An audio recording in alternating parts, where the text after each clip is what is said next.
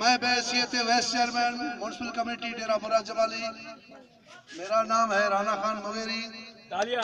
तमाम दोस्त मुझे जानते हैं, मैं सबका शुक्रिया अदा करता हूँ।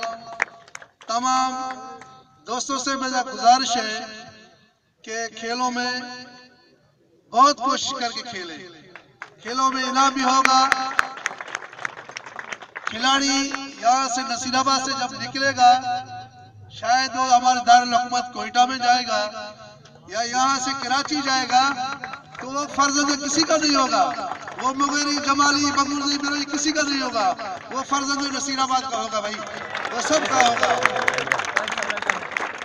मैं तमाम दोस्तों का शुक्रिया अदा करता हूँ और खास के शाह साहब का और दूसरों का नाम मुझे तो नहीं आता है, जिन्होंने ये बहुत कोशिश किया है कि यहाँ इन लोगों को खेल के मैदान में लाया। मैं उनका भी शुक्रिया अदा करता हूँ। अस्सलाम।